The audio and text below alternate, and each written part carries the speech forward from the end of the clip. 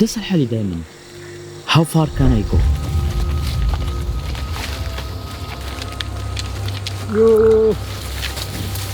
وين أبعد مكان ممكن أوصل له؟ وين أكثر جزيرة منعزلة بالعالم؟ قبل أول مرة شعرت إني رجعت بالزمن لورا وسط الغابات المثيرة في بابوا بتعيش آخر قبائل آكلين لحوم البشر بالعالم. معهم نسوان كلهم مشلحين، ما حدش لابس إشي. كرواي قبائل ساكنين في أكثر الأماكن منعزلة بالعالم. فوق الشجر ساكنين، شجر مش عادي، شجر طويل جدا. هالغابات تعتبر الثانية بعد الأمازون في البرازيل. أكثر قبائل منعزلة عن العالم. شوف هذول من القبائل من الغابات جايين، مش متعلمين. طلعتهم فجأة الحكومة من الغابات وحطتهم في قرية، منتشرين بكل مكان، بالشوارع، بالمطار، أمام السكن، عايشين بدون إنترنت ولا مدارس يتعلموا منها. بيجروا الحياة المتحضرة، بس هيك بدهم الحكومة الإندونيسية. في سبب كان وراء هاي الحركة. إحنا في نهاية سنة 2020 وهاي الرحلة مختلفة عن كل الرحلات اللي سويناها. بابوا فيها أكبر منجم ذهب في العالم. الوصول لهذا المنجم جدا صعب، عشان هيك الحكومة الإندونيسية أخذت هذا الجزء من بابوا وضمته لإلهم. رايحين على بابوا. اتفقوا مع الأستراليين إنهم ياخذوا هم الحصة كاملة. And home of some of the world's richest deposits of copper and gold. Maybe they are preparing for kill us. We will see. وما بتقدر توصل له بسهولة. عشان نوصل على هاي الغابات كان لازم ناخذ 4 طيارات.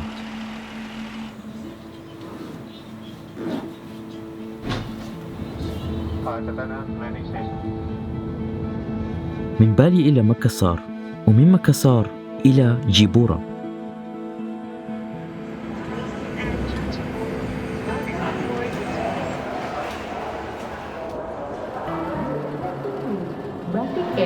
Passengers on flight number ID6182. جيبورا هي العاصمة، عاصمة بابوا.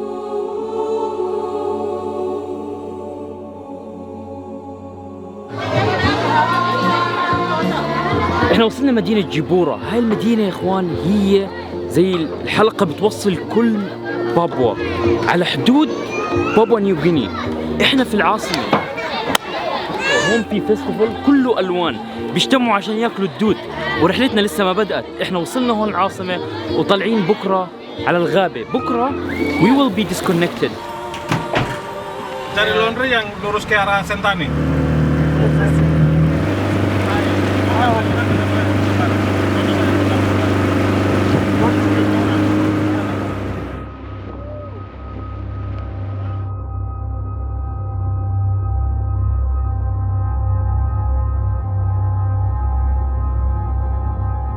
بكرة ما راح يكون في نت، ما راح نقدر نتواصل مع العالم الخارجي. طالعين على النص the central of Papua tomorrow, right? Tomorrow we are heading to the central city of Papua. Jungle. In the jungle, remote Papua.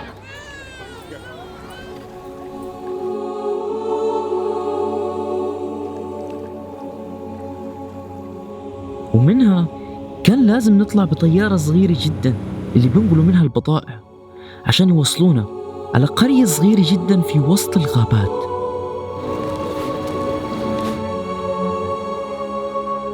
وصلنا على هاي القرية وانقطع عنا النت تماما، وكان لازم ندخل بين الغابات ونمشي بالساعات حتى نوصل عند قبائل الكرواي اللي قربوا ينتهوا. واو، احنا بدأت رحلتنا في الغابة.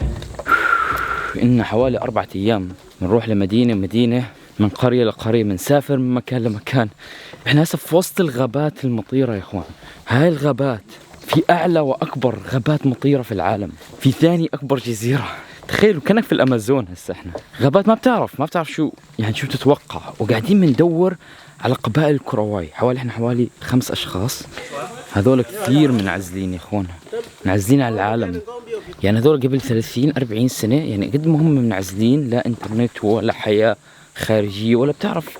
يعني هي أعلى وأكبر جزيرة ممطرة في العالم يعني، فهمت كيف؟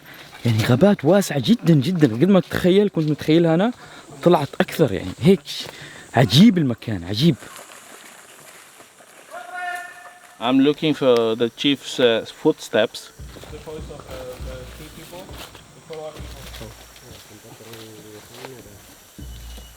حتى وصلنا على قرية فيش فيها نت فيش معنا غير كاميراتنا قاعدين بنشحنها وداخلين بين الشجر هسه.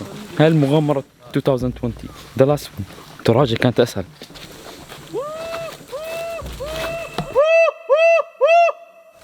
كل الغابات اللي شفناها كانت فيك.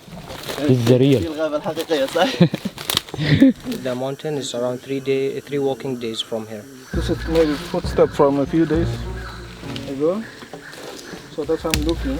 يدور على آثار أقدام عشان يعرف وين القبيلة راحت. هنحاول نلاقيهم.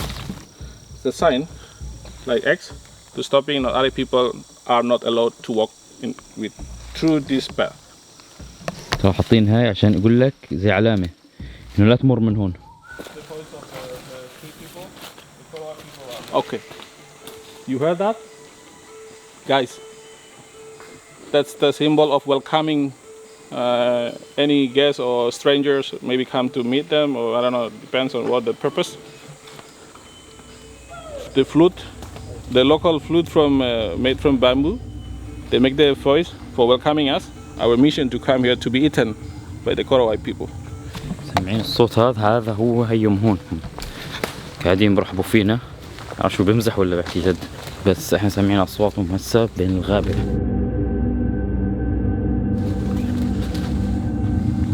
How to say hi? How to say hi? كوتري Kotre.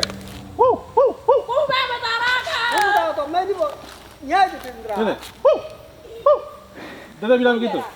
Dada kasih suara. Oke. طلع الاصوات اللي Guys. طلع معهم نسوان كلهم مشلحين ما حدش لابس اشي. This is real Korowai. كوتري كوتري You have to say Kotre.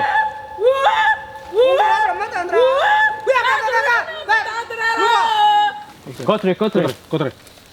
شيك هاند Yeah. كونتري Kotre. كونتري كونتري اه they're welcoming us كونتري كونتري Yeah, and then now we go to their house. They welcoming us. unbelievable. This is the almost This is family, right? Yeah, Family. they are family. So they are. عائلة كلهم هدول.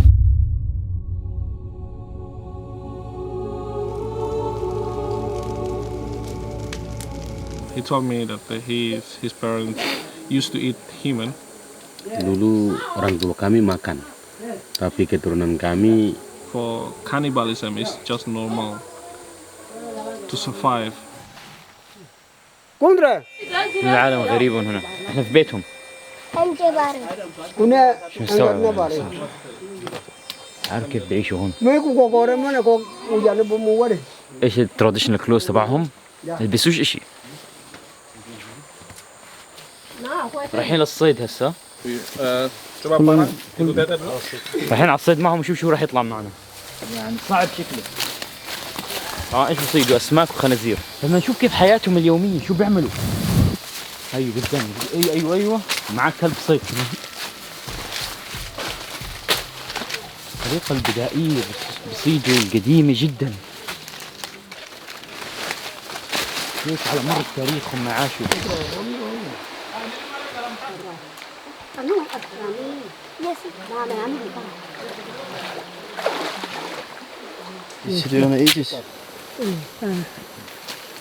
It's a palm trees. You can eat it when you feel hungry in the jungle. طعمه حلو طيب وبيه ماي هواي. جذع شجرة. كاسة من جذع شجرة. جذع الشجرة The Korowai people, they practice cannibalism, or it means killing amongst the clans. And then why they do that? That's because of the problems, because of the women, or maybe stealing pigs. Until now they practice or before? Now, because of the Christianity in Papua, make the clans to live in peace, and then now almost no.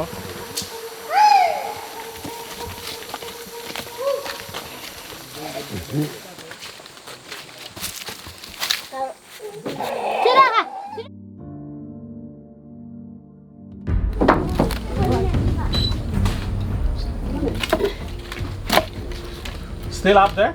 طلع هم كيف بياكلوا هون، بياكلوا فود لانهم هم في منطقه يعني غابات مع السمك. مش هون دائما عايشين، يعني هم عايشين زي انه حكومه بوش ذم.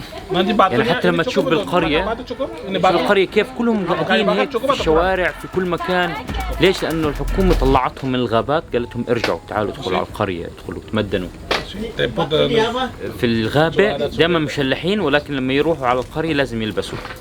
يعني هسه قبائل الكرواي، ثقافة الكرواي اللي بتعرفوها تقريبا على مشارف انتهائها، يعني خلص انتهت. فهذول البقايا منهم اللي قاعدين بفرجونا ثقافتهم، بفرجونا كيف كانت بيوتهم هيك. بقول لك قبل 40 سنة مش بعيد يا اخوان كانوا ياكلوا لحم البشر هذول.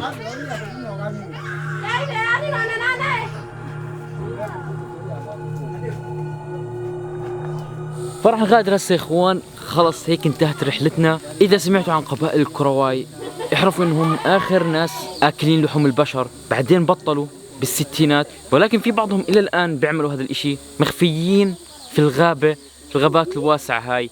الحكومة بنت لهم بيوت، طلع الشجر العالي كانوا يعيشوا زمان فيه عشان يحموا حالهم من الامطار اللي صارت تمطر هسه كمان فجأة. كيف الامازون؟